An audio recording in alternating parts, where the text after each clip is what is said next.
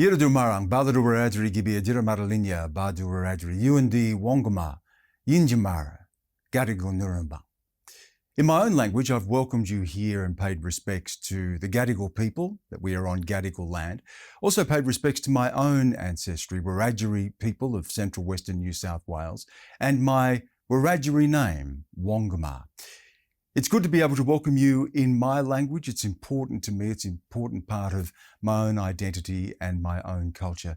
I want to pay respects to the people of the lands from wherever you're joining us today, to your elders, past, present, and emerging. And thank you to Reconciliation WA for putting on this event and asking me to speak to you. It's a real honour and a pleasure to be able to do this during Reconciliation Week.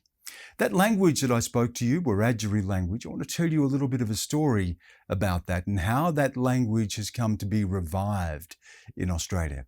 When my father was a young boy, he was the 1940s, living in a small outback town in New South Wales.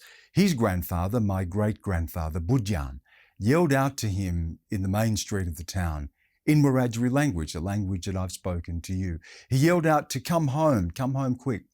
A policeman overheard him and arrested him.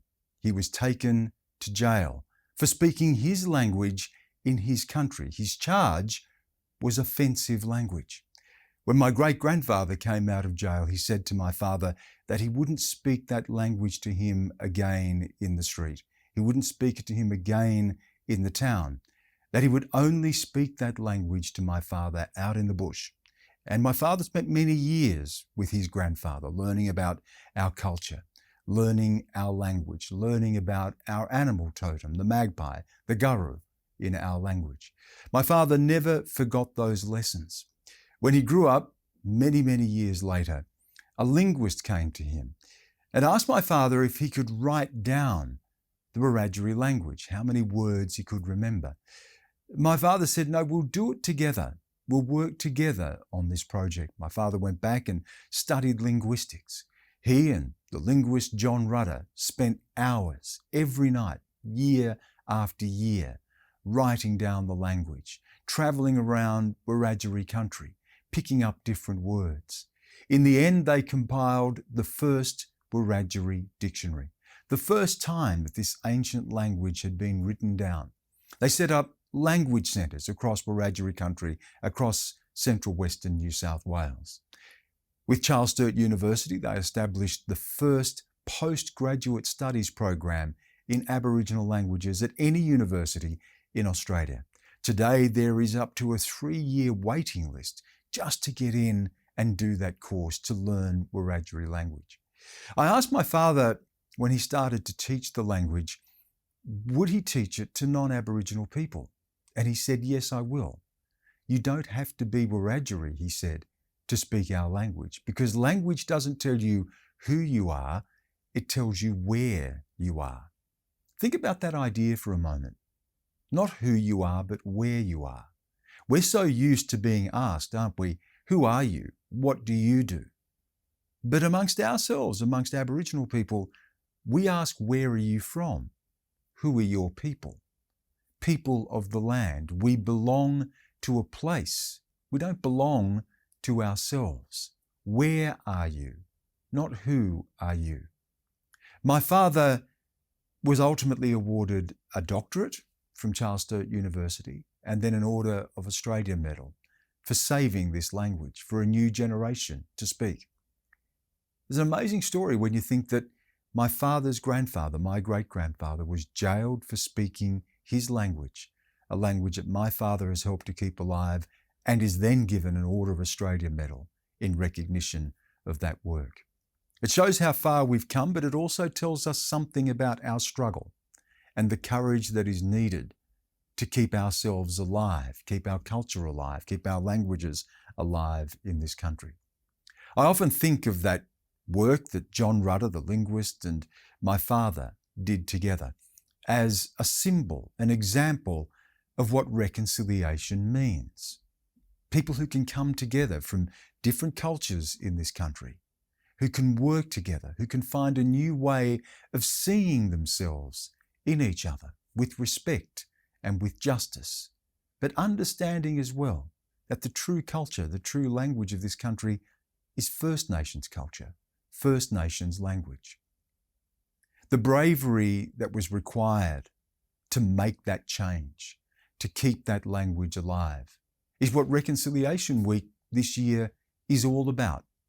Be brave, make a change. When I think of that bravery, I think about the struggle of our people for more than 2 centuries. I think about those Guigal warriors who came down to the shore when Captain Cook's Endeavour sailed past Botany Bay, and how they shook their fists and their spears at him and they yelled at him to go away, and how Captain Cook, before he had set foot on this land, opened fire on those people. Aboriginal blood was spilled on this soil before the British had set foot ashore.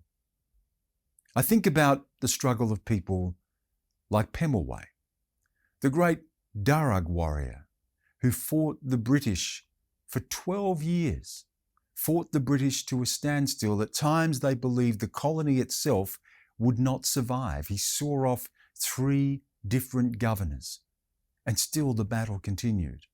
Finally, he was captured and killed, beheaded, and his head sent back to England as a trophy of victory. His head still remains somewhere lost in the British Museum, still separated from his land and his people.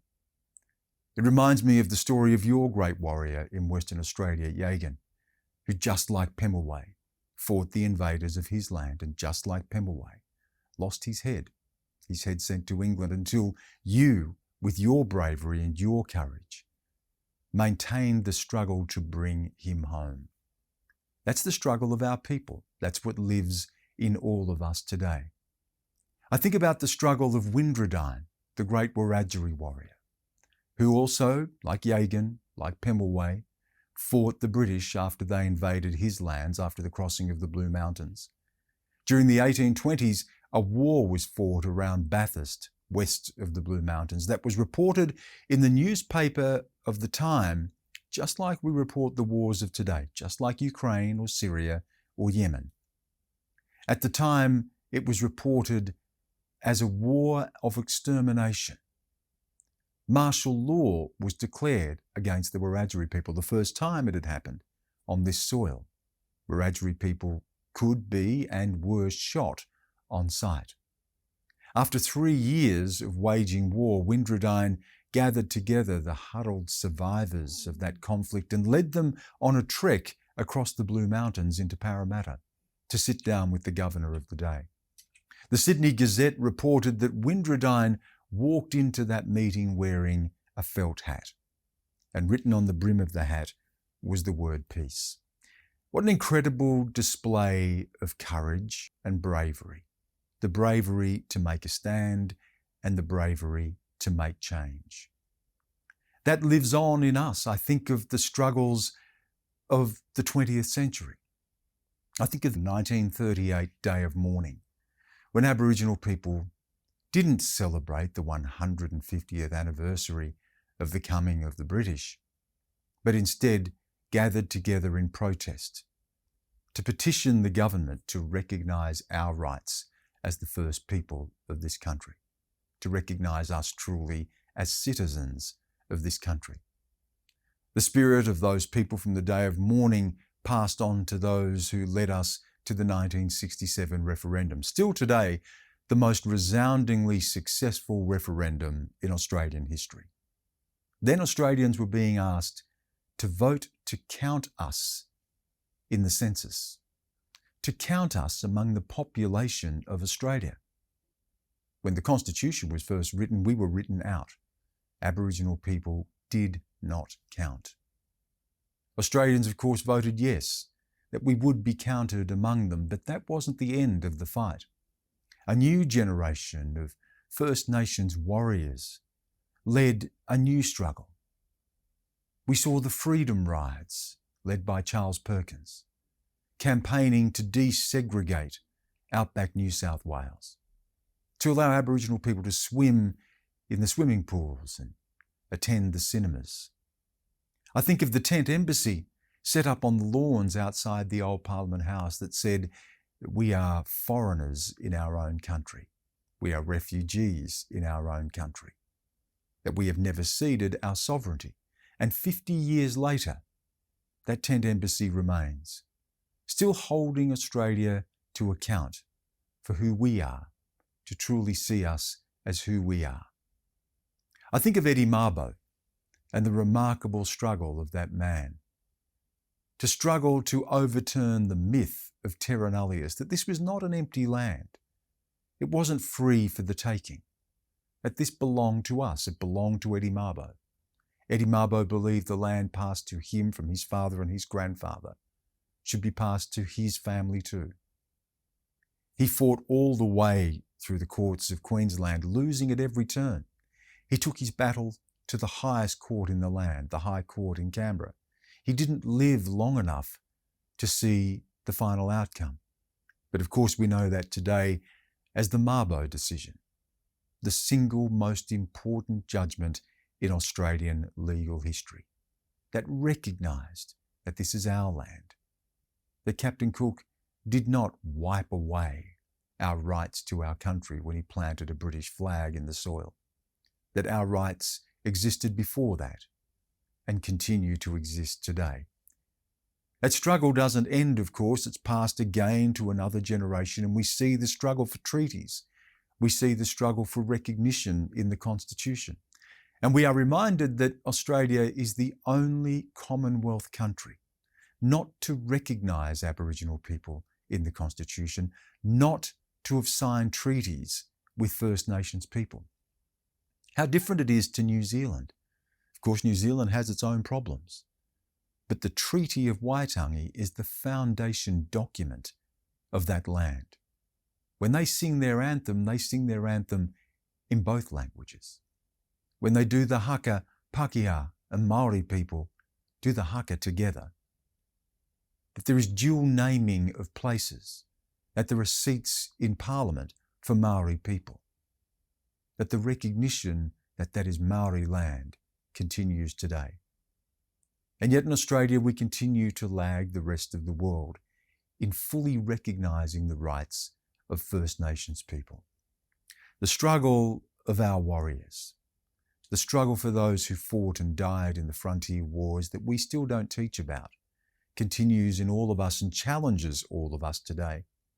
I think about the Uluru Statement from the heart. And I think about those brave people who pulled themselves together, overcame their own lack of trust, their own lack of faith in a country that has let us down time and time again, to ask this country to walk with us on a new beginning. I think about that call for a voice in the Constitution, that we're no longer just counted, that we are heard, and that we get to speak back to what is called the torment of our powerlessness. When I think about that struggle, I think about the women who have led that struggle. I think about people like Pat Anderson. I think about people like Megan Davis, who led a consultative process all around Australia, speaking to Aboriginal organisations, Aboriginal people, trying to pull together some consensus about what the future might look like for us. I think about all those Aboriginal women in my own family, my grandmothers and my aunties, who made me feel what it was to belong to this country, connected me to my culture, connected me to my stories. I think of people like June Oscar from Western Australia, who gave this address just last year and continues in her important work to fight for human rights in our own land. Aboriginal women have been a powerful voice for emancipation in our own country. And that's the challenge of this week, isn't it? Reconciliation Week. Be brave, make a change. But what does reconciliation mean? I'm reminded again of someone from Western Australia, Peter Yu, a powerful voice for our people, who has been heard not just in Western Australia but across the country, who gave a speech at the Australian National University just a few years ago where he challenged the very idea of reconciliation that he said has lost its moral core its moral purpose. That it became an empty word, a word almost devoid of meaning. Because reconciliation isn't just about weeks like this. It isn't just about a welcome to country or acknowledgement to country.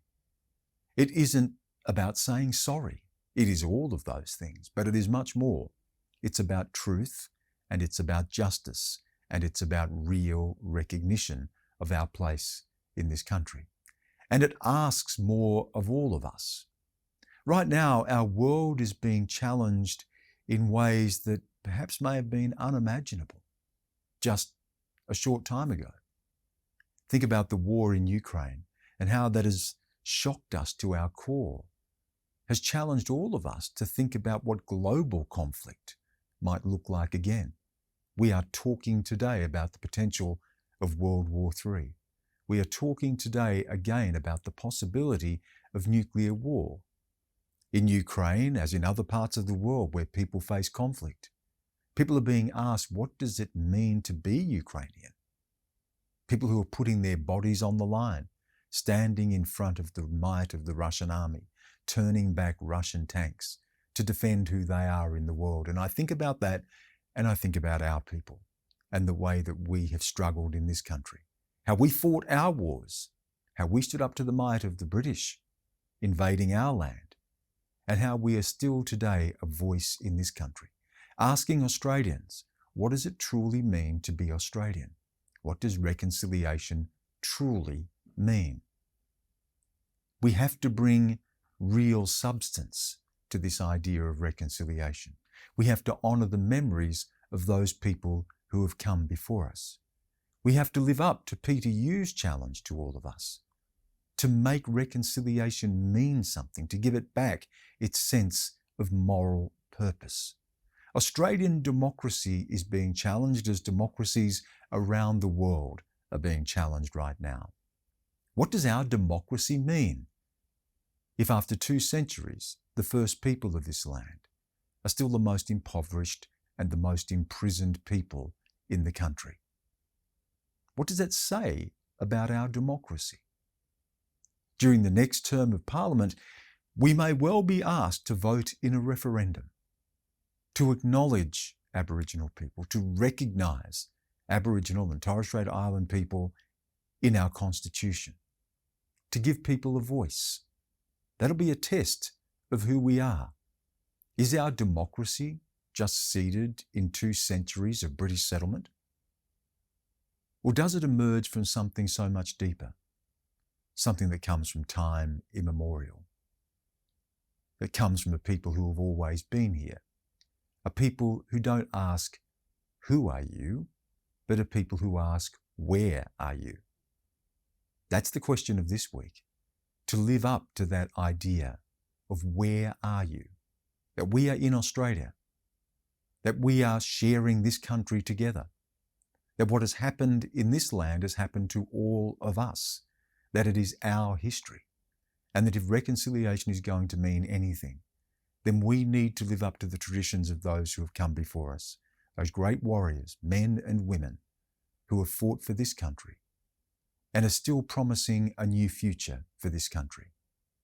Aboriginal and Torres Strait Islander people who are asking Australians to walk with us to a better future, a future where we don't turn away from the past, where we don't silence our voices, but the voices of First Nations people are heard. That's why my father has struggled to keep our language alive, so that our voices can be heard. That's why so many of our languages around Australia are being revived, so that we can speak back in our own languages. In my language, there is a phrase, Yinjamara Winangana. Yinjamara Winangana means to live with respect in a world worth living in. Is that what we're building? Do we truly live with respect in a world worth living in when we have still failed to finish the unfinished business of our country? When Aboriginal voices are still marginalised in our own country? Yinjamara Winangana challenges all of us to build a world for our children and the children to come that honours those who have gone before. That's what this week is about. This week is about recognizing those voices and challenging ourselves to be brave and make a change. I want to wish you all the best for the rest of the week in all that you do. May the spirit of all of our ancestors flow through us and challenge all of us and give us the strength to bring our voices to this and make our voices heard, to be able to build a world worth living in. In my language, Mandangur. Thank you.